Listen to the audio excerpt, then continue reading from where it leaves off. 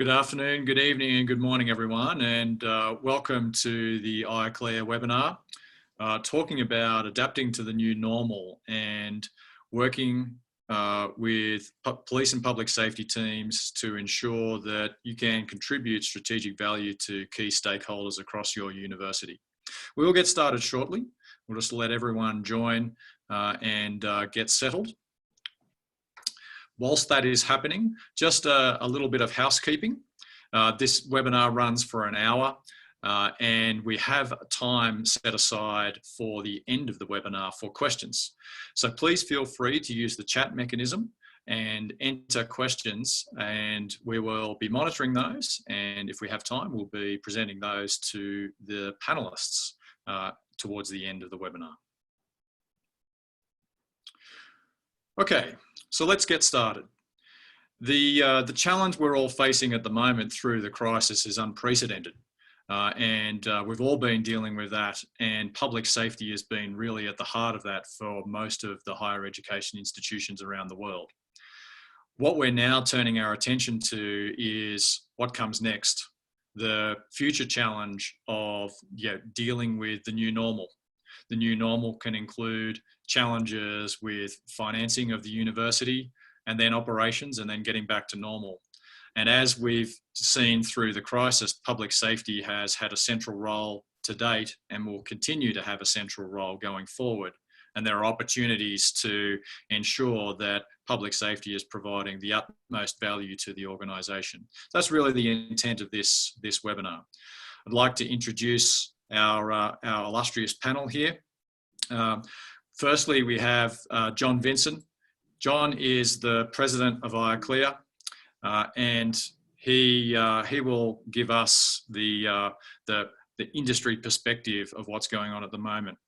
We've got Jim Hundreiser, and we're very lucky to have Jim involved.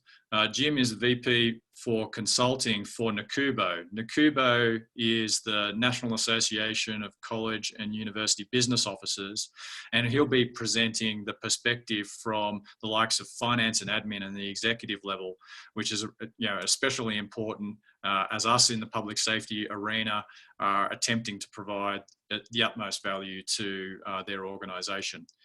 We've got Mike Davis, Vice President of Campus Safety and Chief of Police at Northeastern. We have Claire Humble, Head of Campus Security at Teesside University in the UK, providing a very relevant international perspective on the situation and what's likely to happen coming forward. And introducing myself, Glenn Farrant, I'm the CEO and co-founder of CriticalArc. We produce the comprehensive safety, security and emergency management solution, Safe Zone, that's applicable across a wide area of operations and is especially applicable at these times. So without further ado, I'd like to hand over to John to get us started with the context of the situation. Go ahead, John. Good. Thank you, Glenn. Again, welcome everyone. Thank you very much for attending. One of the things that we'd like to understand is all of the conversations that we've been having have been around the new normal. But let's face it, things are not normal. This is unprecedented times in which we will be asked to do more than we've ever have with less than we've ever have had. Whoever thought we would be helping with traffic control as the public waits in line to find out if they've been struck with this pandemic, or that students, faculty, and staff may be required to have their temperature checked before entering a building, or that we'd have someone in quarantine on our campus, or having to wear PPE while on regular patrol, or where campuses have been closed for weeks, where many of the employees of our institutions are teleworking and you are participating in who knows how many Zoom meetings during the day. Social distancing and other safety measures have been implemented in all areas and aspects of our higher education communities, including policing and public safety operations, and will probably remain in place for the foreseeable future. And responding to social distancing complaints that we may be called upon to enforce, just to name a few. The big question is, go ahead. You've seen some of these headlines. Flash's outlook for 127 colleges. Colleges enrollment likely to drop as schools consider staying closed until 2021. Universities and colleges are hurting financially, and there's a lot of uncertainty about what enrollment numbers will be, when campuses will reopen and return to this new normal, when at this point, we do not know exactly what that means as of yet. There are budget shortfalls impacted by COVID-19 impacts on state sales tax, whether or not we have to refund student housing fees, enrollment decreases, and there are potential actions to cut costs. And we're all hearing these on a regular basis now. Budget reductions, hiring freezes, suspend salary increases, halting construction projects on our campuses, furloughs, pay cuts. And the question for most of us, or many of us, is how will all of these cuts impact campus police and public safety services? Now, as we will learn, how can we adapt to these challenging times and what is coined as the new normal?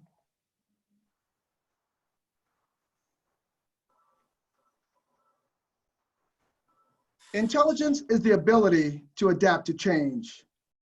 Stephen Hawkins. Think back to when you grew most in life. It's when you're forced to adapt to adverse circumstances, when you are challenged to do more than you thought possible with limited resources. And this is certainly one of those moments. So when other campuses, our partners across those campuses are complaining and protecting their turf, this is the time to think beyond the status quo and search for new opportunities. We must ask ourselves, how are we bringing strategic value to key stakeholders and departments across the university and our college campuses? How can we positively impact the factors, the presidents, vice chancellors, CFOs, COOs, other senior leaders, including the registrars who are most concerned with those challenges, while also continuing to protect students, faculty, and staff on our campuses? How can we begin to positively affect things like student retention, recruitment, and the student experience? This goes beyond the norm. Tim Ferriss said, it isn't enough to think outside of the box. Thinking is passive. Get used to acting outside of the box. This isn't going to be easy. This is going to be perhaps the toughest period you and your team members, both sworn and civilian alike, have ever been through. But there are examples that IACLEA can bring forward to you as an association. There are dozens of them. And if you're willing to share, we want to hear from you. And that's what we're trying to do today with these panel of your peers. These are some of the people that have acted outside of the box. They are challenging the status quo. They are reinventing their departments. They are using innovation and technology and determination to not only adapt to change, but to effect change. And of course, over the coming months, you will see us bring more examples like this before you so we can share in one another's success and adapt to this rapidly changing environment. And with that, I'd like to turn it back over to you, Glenn, to introduce our first speaker. Thanks, John. Appreciate those comments about the challenge. It's certainly what we're hearing from around the world. So with that, I'd like to introduce Jim Hundroser, VP of Consulting for Nakubo, to give us the perspective from the business side and the enterprise side of the university. Over to you, Jim. Thanks. Great to be here. Great to be with everyone. Thanks for the opportunity. Just a small piece of about my background. I was Vice President for Student Affairs and Enrollment Management of both the public and 2 private institutions, and had campus police and campus safety reporting to me. So I hope to bring the perspective of what we're hearing nationally and internationally from our peers, but also that what's the hands-on experience that you all have been living and what happens in the cabinet level for those of you that are not exposed to that. And the first on the next slide talks about, what's the president's worrying most about? And of course, as you can imagine, what they're worrying most about is enrollment and finances. Secondly, they're worrying about the duration and the uncertainty and access and opportunity for students. But the data that's coming out is pretty clear that the incoming freshman class is really reevaluating what should they do. A recent study showed maybe 1 in 6 are talking about taking a gap year now. I mean, that number has crept up from 1 in 10 to 1 in 9 to 1 in 6. It's hard to know where we'll fall, but certainly the top tier institutions are doing pretty well. But as we're listening to other institutions, there's a lot of uncertainty around the enrollment picture. And that, of course, directly relates to finance. And on the next slide, a couple of things for you to think about as you're thinking about how you're acting and how you're thinking through or not understanding why the cabinet or the leadership team is making some of the decisions they are. Certainly when we think about a budget, I think it's pretty safe to say we are going to have budget decreases. I don't think any of us are expecting that we'll get more money. Maybe we are certainly advocating for colleges and universities on the Hill for the dollars that institutions do need to be successful and the amount of hit. So you got a little bit of dollars in the last CARES Act, but we are fighting pretty hard for the stimulus 4 and 5 to have more dollars in it. In lieu of that, though, budgets will be decreased in a couple of ways. In times of crisis, it is disturbing to us to see how many institutions just make across the board cuts. And when that happens for you, that is going to be a tough moment and one that you're not potentially going to be able to argue much. While presidents and others are going to give some good talk to safety and the importance of safety, what they're not seeing behind the scenes is the challenges that you're facing there. So hopefully there won't be across the board cuts at your institution, but where there will be potentially much more of is where do your funding sources lie and what are the impacts of that?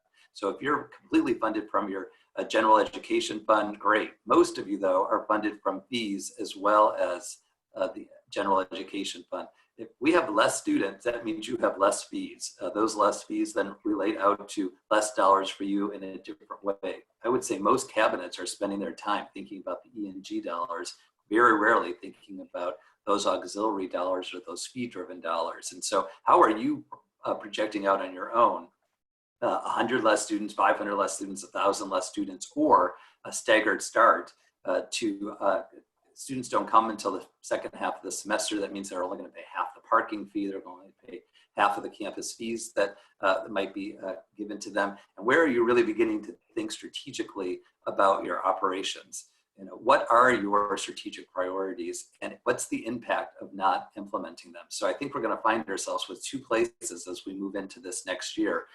You had some strategic priorities that were probably in terms of enhancing your overall operations, but what are the institutional strategic priorities and how do those align with those? I would say most of us will have to take a step back and say, oh, we can't do A, B, C, and D for right now, but what can we do and how can we engage in that?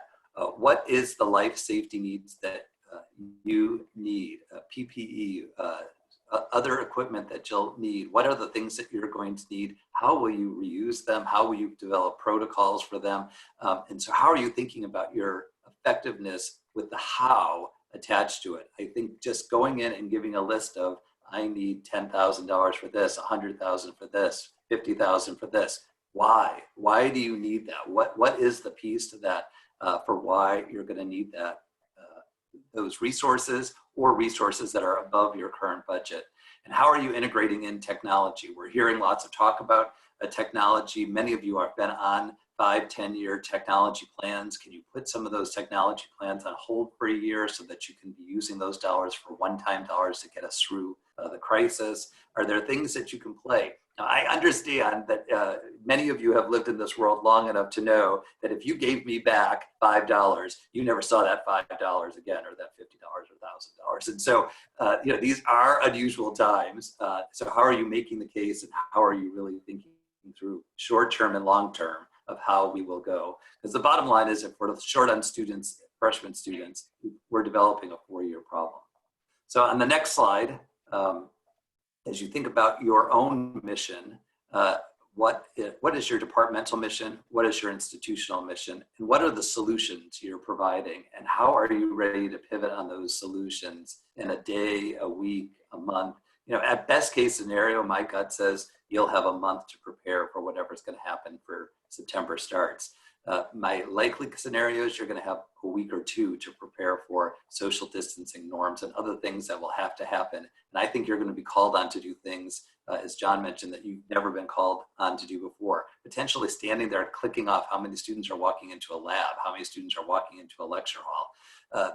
There's going to be a great need for you. So how are you a part of the solution making as you move forward? And then on the final slide, how are you thinking about ways to really understand you get crisis better than most.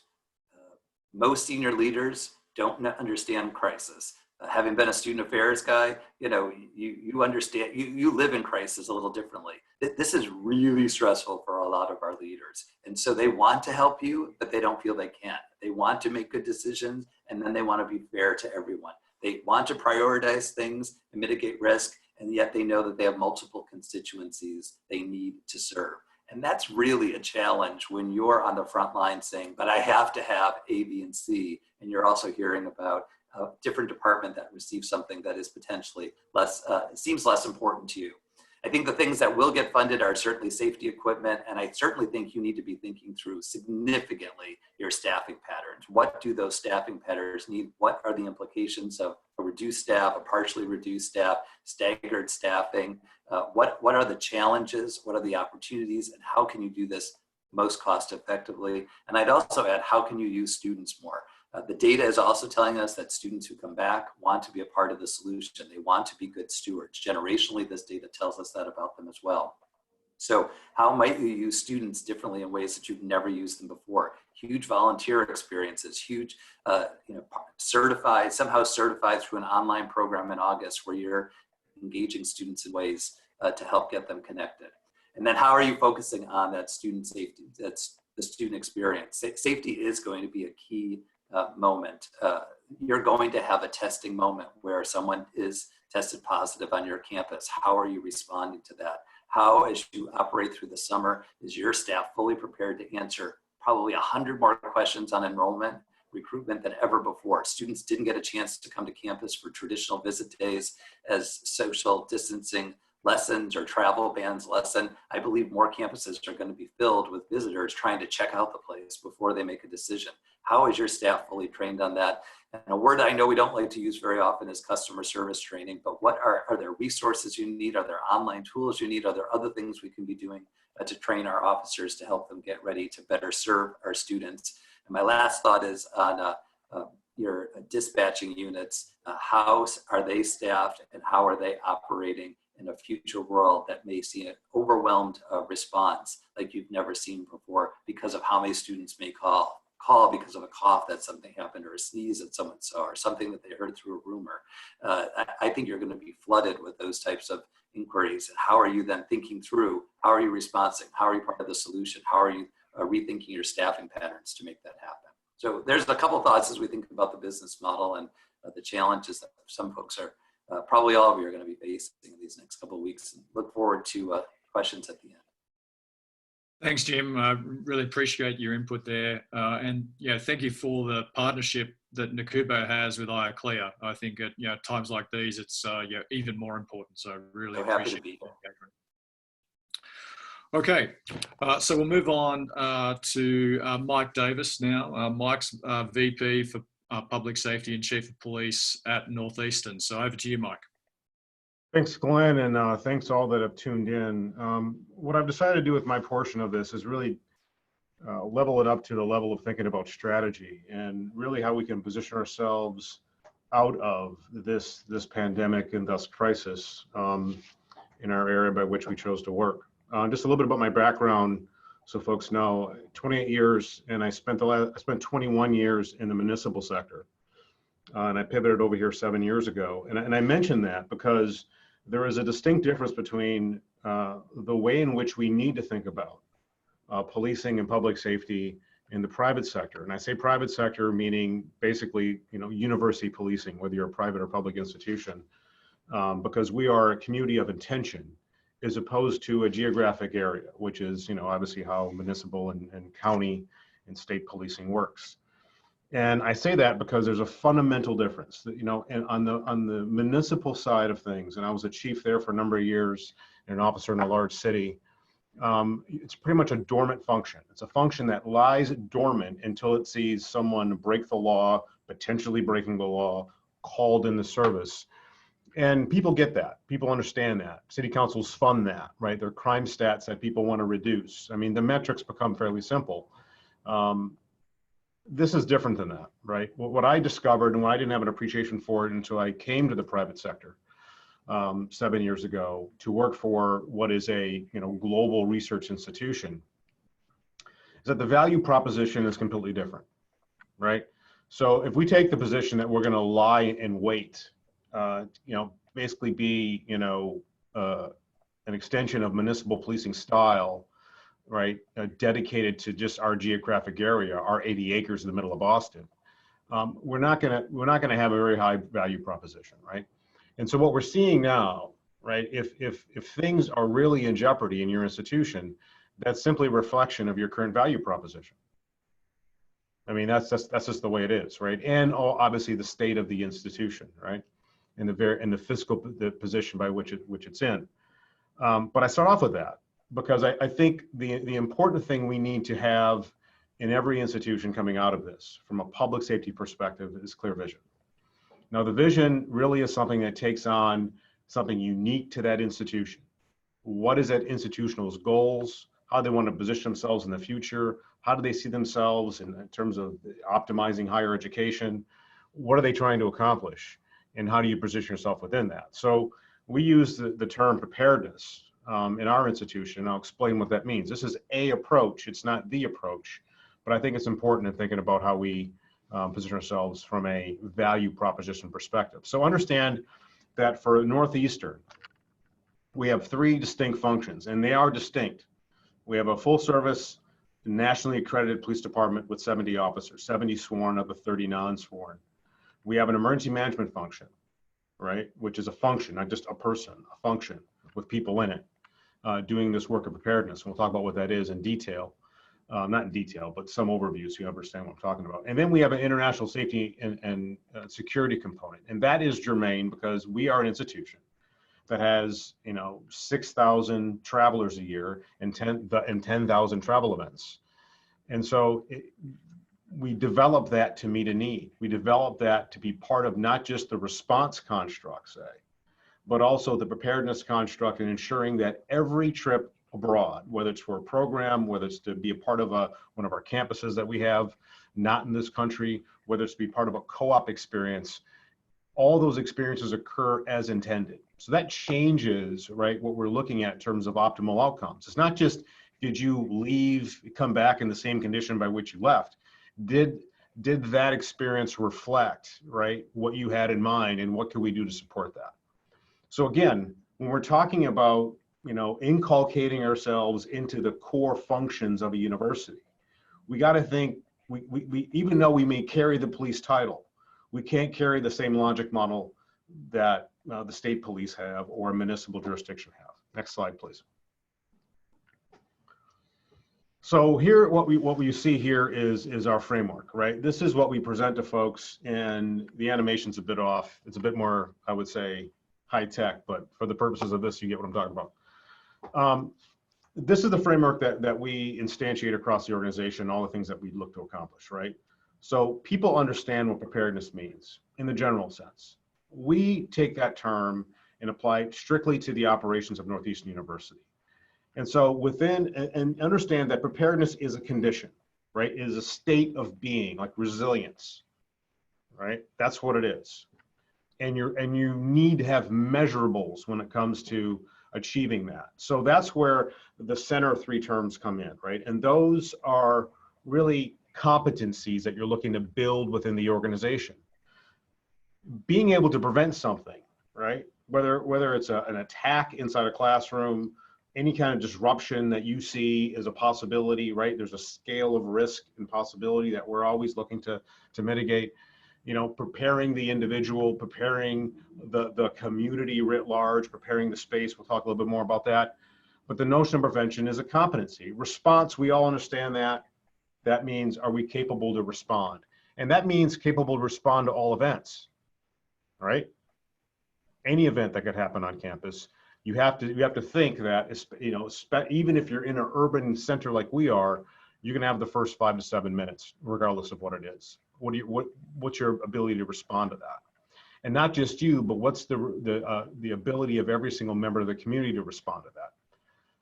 There's a real measurement there, and that's a real need. It's not just the police's response to be able to do that, or the public safety unit's response, is everyone's response. And then the recovery piece, which is the ability to bring things back to normal, right? That's a real skill. It takes forethought and planning. And so you see at the top is really the term preparedness. That's what we're aiming for. But at the bottom is the result of the work, which is a level of resiliency. Can you come back from things that, the inevitable disruptions to a university operation that will occur, right? And that's really the focus. Next slide, please. So here's how we do it. And this is as granular as I'm going, but I think it's important to say that to illustrate that this actually means something when the rubber meets the road. When you think about how to apply the notion of building a condition of preparedness, and you're trying to, again, increase those competencies in a measurable way, how do you approach those things? Well, it's really about looking at spaces where things exist, right? Doesn't matter if it's here or it's overseas. People are in a space, right? Or a function, right? A function within the institution, and then the individuals. These are the 3 ways in which we look at our assets of the institution. And so it's all individuals connected with the institution. It's all functions that enable it, right, to it be in existence and serve its mission in the spaces by which people exist. These are how things occur. And so we take that framework and we apply it to those 3 areas, right? How are the spaces configured? What are they equipped to do? What are the technology pieces? What are the security measures, right? And we can train individuals and functions around their space, whether it's one or several, whether it's a research lab or several research labs, a classroom, a common space, a library, doesn't matter. You can create a paradigm of preparedness looking at building those competencies within those spaces. Functions the same way. There are functions within spaces, right? We have buildings here. We have 90 buildings on campus. Many of them, not all of them, do more than one thing, right? So you may have classrooms on the basement level, on the bottom level. You may have a res hall on the top 25 floors. The bottom line is you have multifunctional buildings of complexity. So we look at the functions within the space, and lastly, we train the individual. At the end of the day, the thing that we have to focus on the most here is the experience that we are creating for every single member of our campus. If you remember nothing else from what I say here, the value proposition that you build for your institution is predicated and built on the experience that people have with the members of your organization. Now, if they see them lying dormant in a squad car, cruiser, whatever you call it, in a corner of a building, standing like a statue, not engaging with folks, right, in a guard booth, say, or walking around not interacting, zero help to you, right?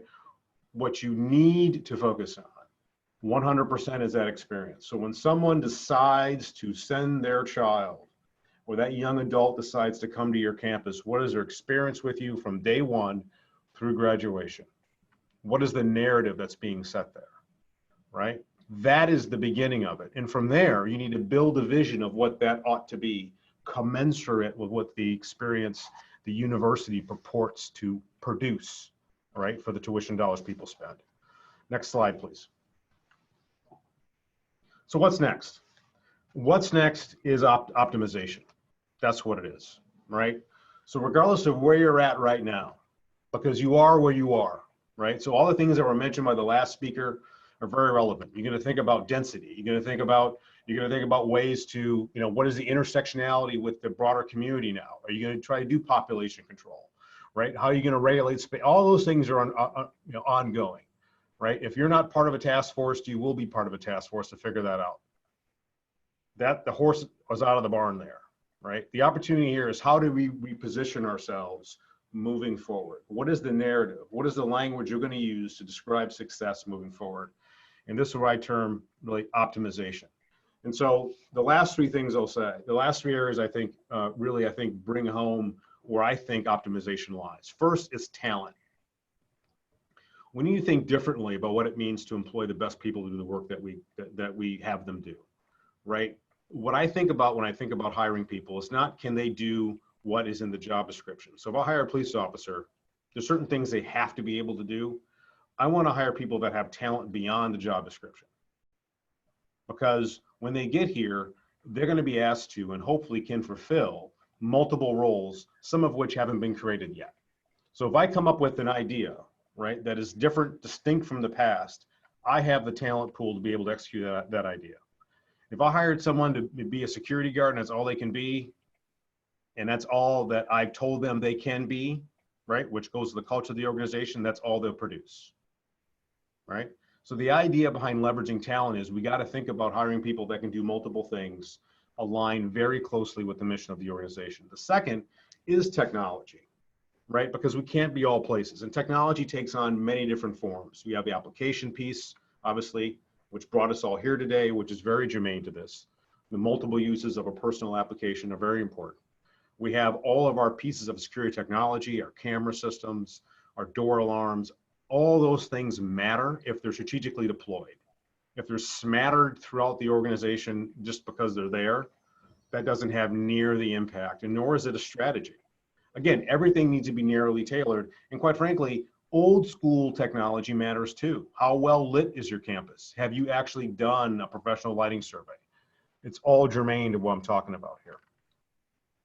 And the last area, and I alluded to it a little bit earlier, but it's very important in terms of creating a value proposition, is the culture within the organization.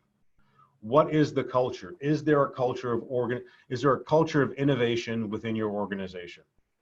I had an opportunity when I first got here to do a presentation to the Board of Trustees. And I told the Board of Trustees that in my position in the university, I'm in a perpetual state of dissatisfaction. Dissatisfaction with where things are at, because I know that the second I become satiated and satisfied with what's going on, right, I'm going to become unprepared. We're going to become unprepared. And so you have to balance, right, the notion of obviously promoting the things that are happening as good, and those things work, with pushing the organization to the next level of optimization, the next level of innovation. If we don't do that, you're resigned to the first cut, if you will, off the balance sheet. And so the idea behind our approach here, and it's a approach, right, is that the first order is, what experience do I create? You got to be able to answer that question. Everyone needs to be able to articulate what experience of intention you're trying to create. The second is, what is your value proposition to the broader institution? What major things are going on within the institution that public safety has no part of that should be part of in some way, shape, or form? And lastly, you accomplish the first two things by leveraging your talent. And it's going to inform who you hire and who you promote, right? So the way we see ourselves out of this is really thinking about the next level of what it means to not replicate what you see in the cities and towns and counties, but to create something that's truly commensurate and in lockstep with the vision of the institution that you're hired to serve. Thank you. Thanks, Mark. Great call to action. And off the back of that, I want to throw to Claire Humble, who's the head of security for Teesside University. Claire's been a transformative leader in her area and providing great value to her organisation. So over to you, Claire. Thank you for joining. Thanks, Glenn. Hello, thanks everybody. Interesting to hear what Mike said there about the functionality in the United States of the safety and security teams, and I just want to explain the difference, and there is a key difference between the safety and security teams within the UK and the US, that none of my team are sworn. We're not police officers. We have no powers. We just have civilian powers as any other member of the public does. So when I talk to you today, if you can just bear that in mind, we don't have the ability to be able to influence people by any sort of way other than actually to ask them to do things. So let's start by saying that we're going to go on a whistle-stop tour. It's going to be a very brief tour of the modernisation and diversification of the campus safety and security at Teesside University. So having completed a review of the team when I joined the university, I felt that it was essential to undertake a transformation to ensure that the campus security team were relevant, they were engaging, adopted a high performance culture, which is similar to what Mike had said, and were fit for purpose now and into the future, including leading the operational recovery phase of COVID-19. So you can see there historically, and perhaps you can relate to this, campus safety and security teams within colleges and universities have been considered largely as obligatory. It's a responsibility, and you had little expectation of the safety and security team other than locking doors and securing buildings. So the low expectations seem to appear and embed itself in the culture of the safety and security teams and their associated outputs.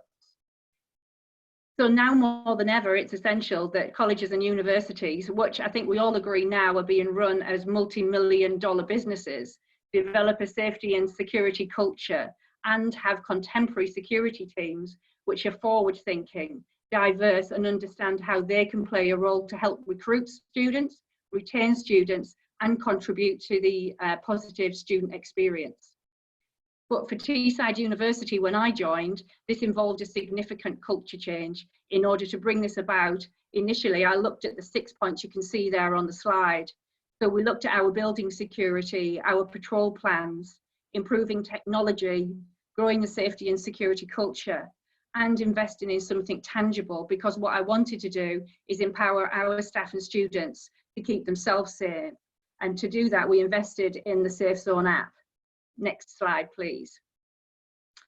Next slide, please, thanks. You can see here, and I won't go through the slide itself, but there are a list of changes that were brought about. And what I wanted to build was a high performance team culture, which included increasing and diversifying our security offer and improve the skill set of our team. So this involved helping the safety and security team understand how they contributed to the university's vision and positively contributing to the recruitment and retention of students, in particular the international student market, which we're all fighting for, and the student experience. But we also needed something tangible to help staff and students not only be safe, but as importantly, to feel safe.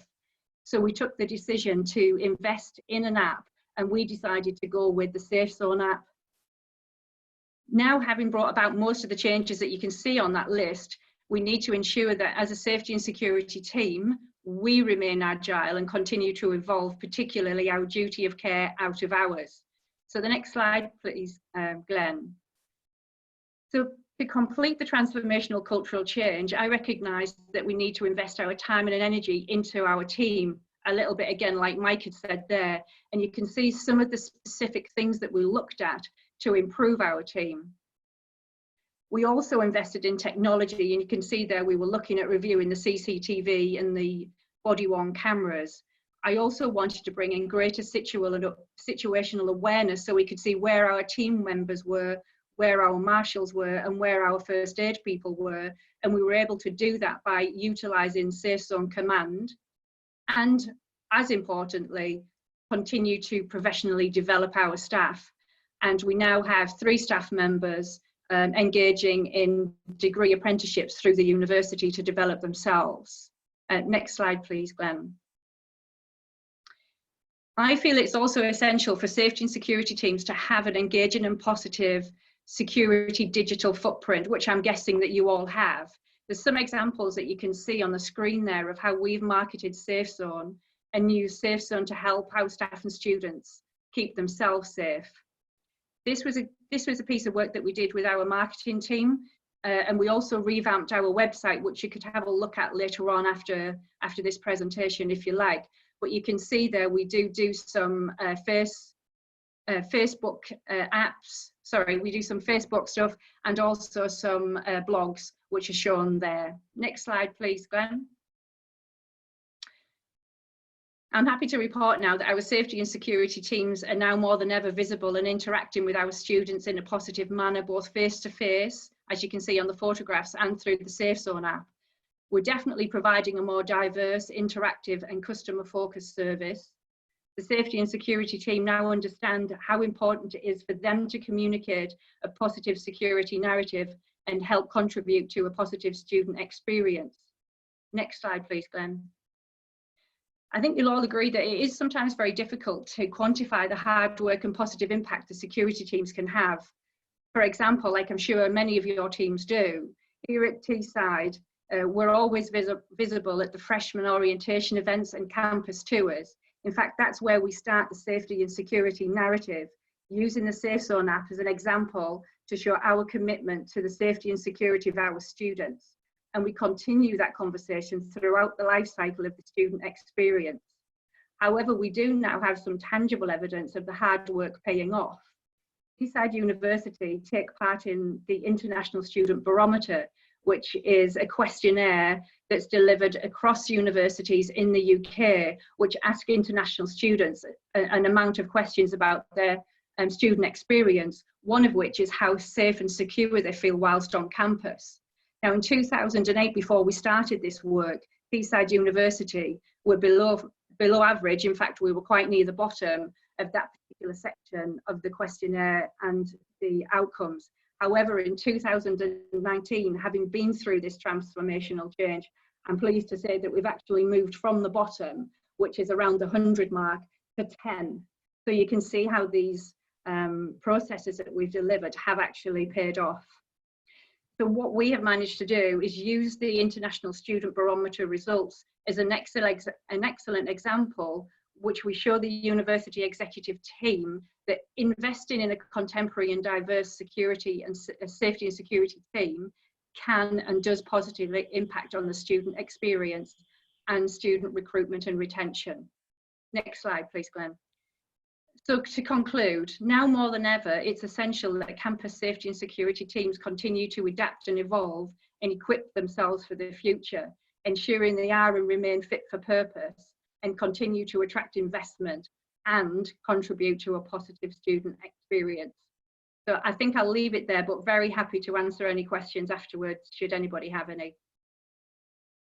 Thank you, Claire. Really appreciate that international perspective, which spans the challenges that we have all.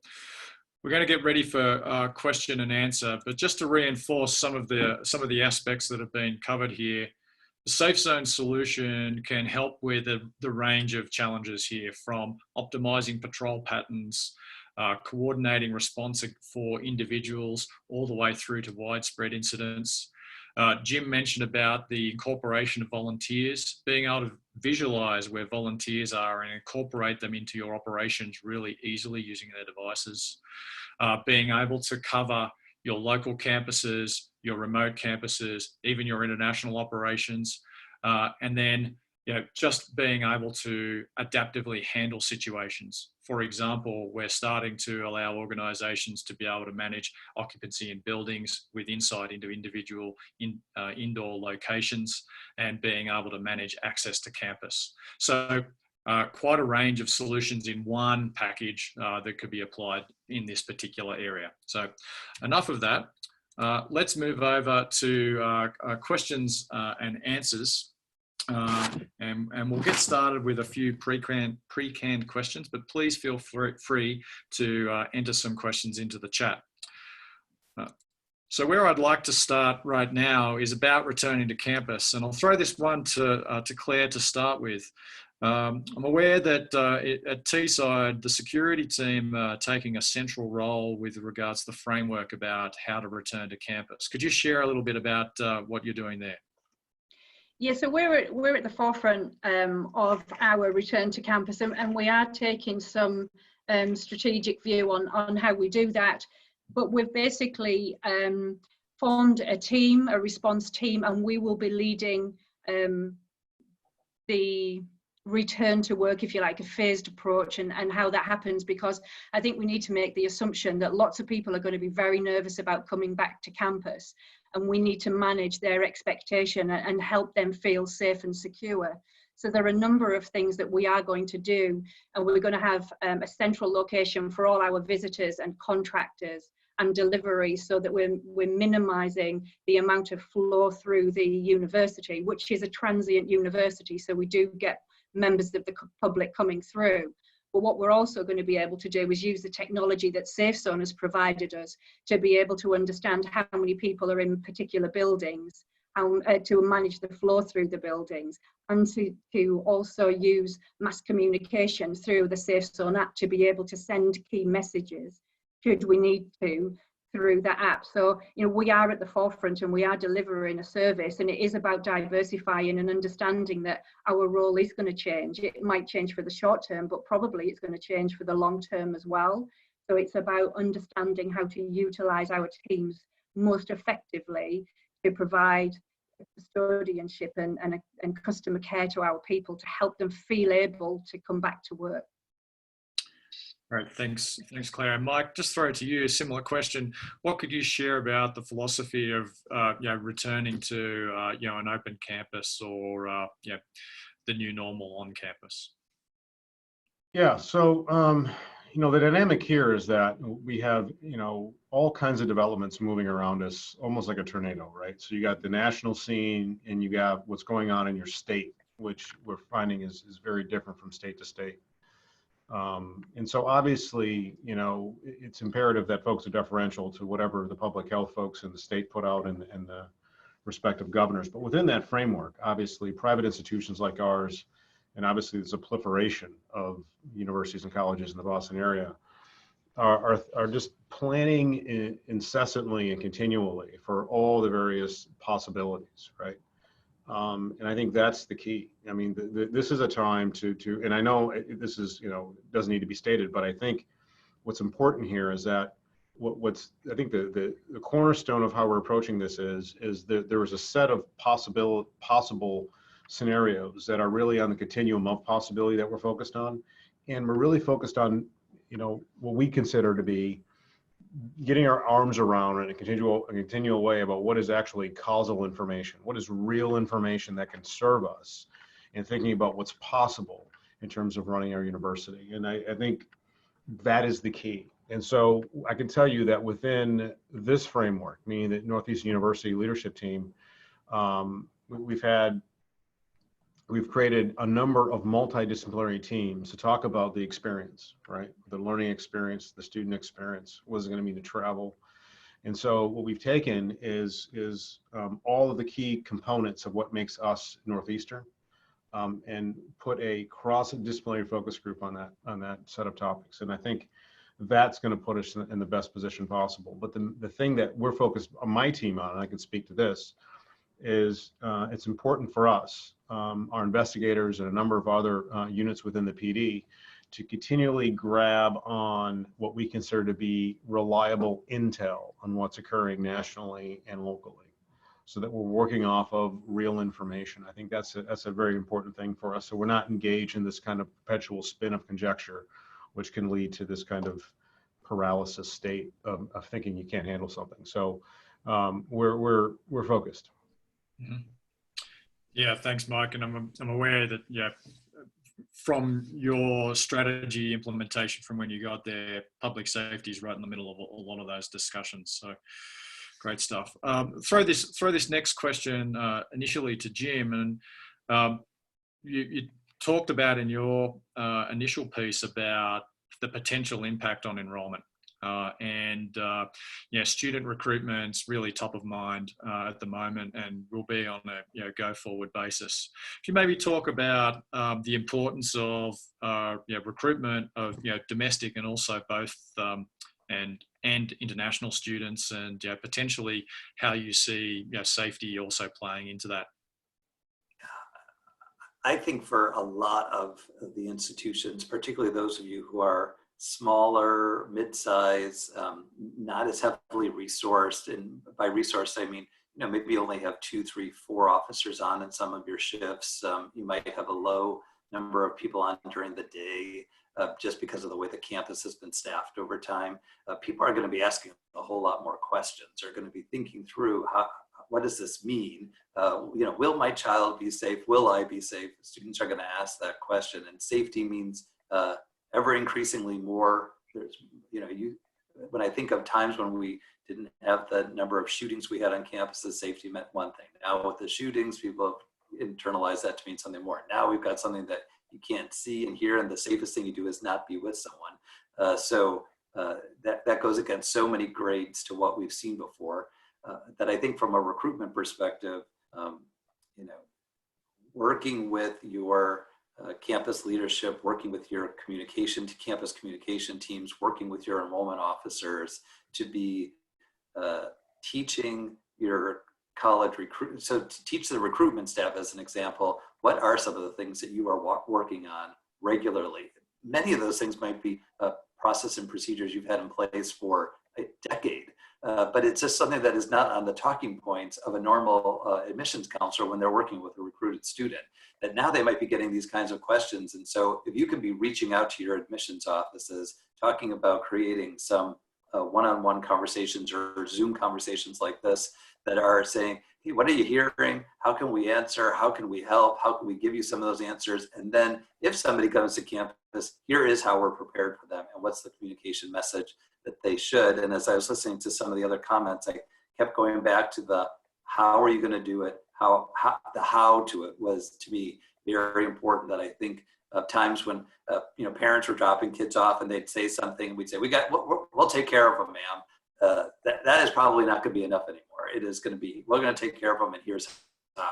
And I think that having our officers well prepared for that and helping our other staff be able to answer those questions is going to be critical as we try to yield in that incoming class. Yeah, thanks, Jim. I know it's at the top of everyone's mind. So question for Mike, you know, considering that public safety has been a central resource there at Northeastern for a while, but even is more at the forefront right now. Are there other areas in which you're, I suppose, extending your reach where you may not otherwise? Things like maybe health and safety, lab safety. What are some of the things you're doing right now that maybe you aren't doing in the previous business as usual phase? Well, I think what we're doing, our position has grown. I would say our roots have gone deeper into the organization, I guess the best way to categorize it, right? So, you know, obviously this has produced uncertainty, which is why the title of my presentation was Preparedness as an Antidote to that. And so, yeah, we have developed, right, I think a closer relationship with a lot of the specialty functions within the organization. As we plan in a very conscientious and careful and thoughtful way. And I think that's an important thing to think about, right? I think it's important for leaders in our role to focus and understand what our position is and how much knowledge do we have on what actually occurs. And because therein you find opportunities, right? So me and my emergency manager, we've talked about this, that what this has forced us to do as an institution is advance the preparedness framework, you know, light years ahead of where we were. And we were in a good spot before. But when you plan to go online, like most everyone has, and then you plan to come back, the level of thinking that has to go into that is just been, you know, it's been massive. So our roots have gone deeper, and we found ourselves at the table even more. So we've used this to really, again, increase our brand. And really what I've done as a leader is invite more and more people to the table from within the strata of the organization. When people see our organization, not just the chief or the VP, it's people that are working at the line level that have an aptitude and have the ability to contribute. And I think that's an important thing to take advantage of. There are several linings to this, and that's one of those things. You need to showcase your talent. That's an important piece of it. Yeah, thanks, Mike. And Claire, how has your role expanded, and also how are you thinking about potential challenges with budget? Yeah, so I think very similar to what Mike had said, it is an ideal opportunity, even though it's adverse circumstances, obviously, to showcase what the security and safety teams can do other than business as usual. So we have been very much sitting at the top table with the university executive, talking about business continuity and emergency management, and particularly now the response phase of the recovery phase, moving on from the response phase and how we're going to deal with that. So I think it's working and reaching out to colleagues to say this is everybody's opportunity to step up and do something outside of their comfort zone. So certainly my team are going to be asked to do that. There's going to be more interaction with students. We heard that the students really want to take part in this. So it's understanding what the role that the students can play and how they can interact with our team and volunteer to come and help our teams to do some marshalling. And I think rather than looking at financially losing money, this is an opportunity for investment to say that the university needs to invest in keeping its people safe. And safety and security have a massive role to play, not only in recruitment and retention, but also in keeping people safe, moving forward, driving forward, and putting the operationalization of our plans into place. So for me, I see it as an opportunity to recruit more specialist people and to be able to deliver a first-class service, both on the ground and through technology as well. So, you know, we do need to see this as an opportunity to improve and move forward, I guess. Thanks, Claire. Yeah, that's the message that, of the silver lining that you and Mark are sharing there. I think there's a real opportunity.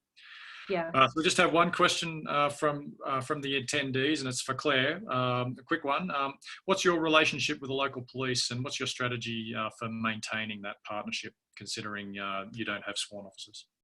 Yeah, that is a great question, actually, and I'm very fortunate because I used to work for the local police. So for 20 years, I worked with our local force and then went off to New Zealand for 10 years. I was in the police in New Zealand for 10 years. So I guess you can say that I do speak the police language, and I do still have a lot of ex-colleagues within the police, but maintaining that relationship with the police and the wider community, the councils and the councils that deal within the community is essential, because we have an outreach into the community and we have a lot of our students living in the community. So it's really important that we have a partnership approach to that. So we also finance police community support officer and police officers that do come onto site and help us with some of our inquiries. We have an excellent relationship, and I'm not sure we could do the job that we do without that relationship. But similarly, even though in the US you do have sworn staff, your reach is wider than that of the campus, and it is about maintaining and growing relationships in the community so that we can do the best job that we can together for the wider community, not just inside of the campus, but externally as well. But yeah, I'm very grateful to have a great outreach into the police department. Thanks for sharing that insight there, Claire. So we're coming to the end of the webinar today. I'd like to thank Jim, Mike, Claire and John for your time and effort and sharing your wisdom on this webinar. And I'd like to throw to John to close it up with the summary. So over to you, John, to finish it all up for us. Thank you, Glenn. And also I'd like to thank the other panelists and all of you for participating in this webinar. During our conversation today, we just scratched the surface of this evolving topic. As a profession, we must continue to have conversations as we work together to effectively deal with these challenges. Your participation and sharing of your successes and challenges will continue to add value to these ongoing conversations. With that being said, thanks again, and please stay safe and healthy. Thank you, everyone. Thank you.